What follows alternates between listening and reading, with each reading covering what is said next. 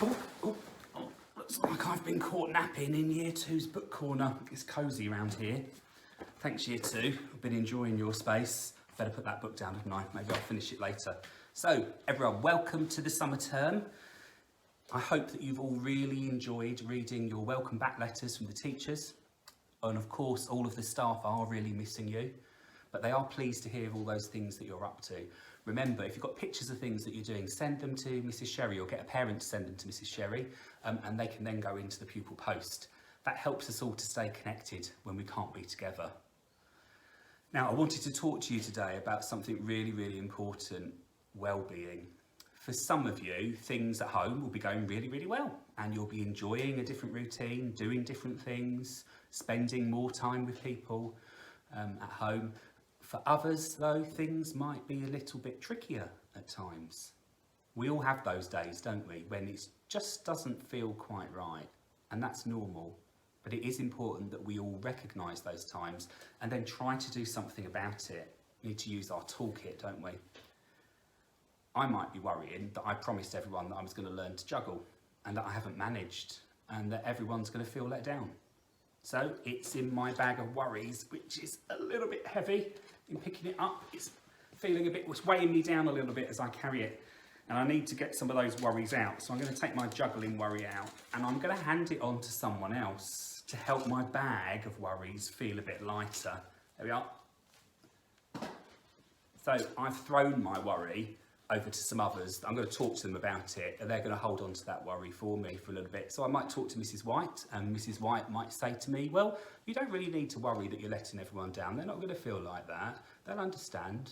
Or I might speak to Mrs. Curry and Mrs. Curry might say to me, well, actually, you've got plenty of time to learn that. That can happen in another time. People won't expect it now, so don't worry. And you know, my bag feels a little bit lighter. It's more manageable when I've shared that worry with someone else. And that's really important that you do that.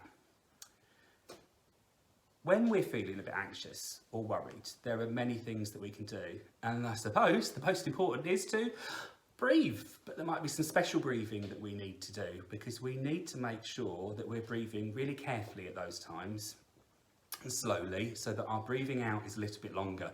You might remember about the rectangle breathing. So actually, you might be able to see a rectangle somewhere around you, a window or a door or a picture at home, and actually you can use that to help you in your breathing because on the short side of the rectangle, you're breathing in, and on the long side, you're breathing out. In, out.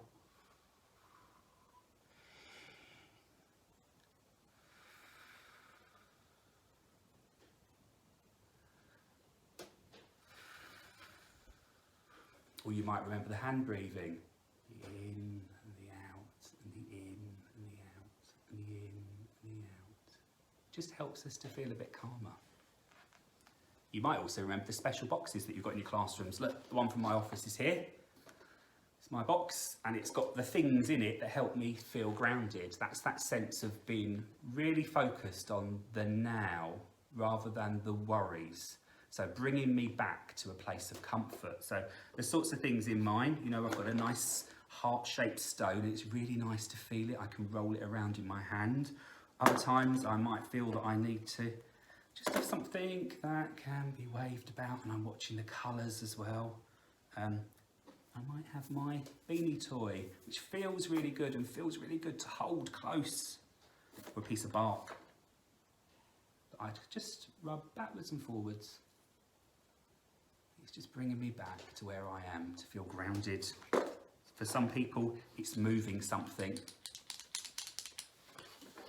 Others, it's switching something on and off. I've got my lights here. And actually, I'm watching them as they're on. It's different for different people. Word searches, all sorts of different things. The special things that help you just to feel a bit more comfortable, to bring you back to where you are.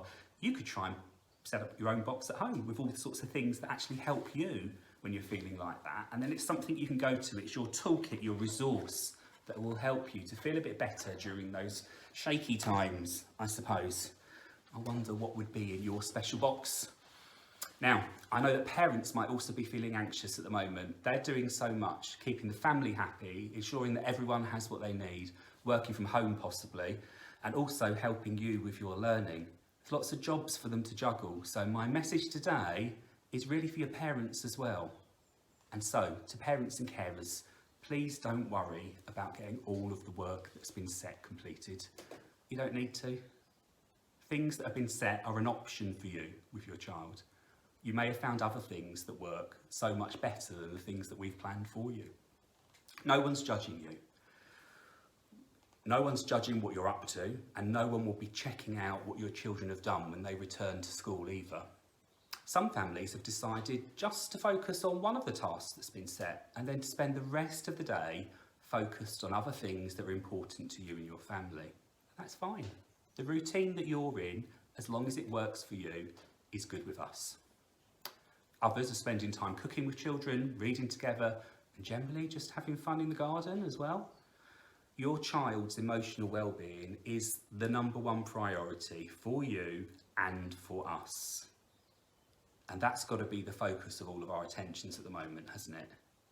So don't be worrying about whether your child's falling behind or worrying about keeping up.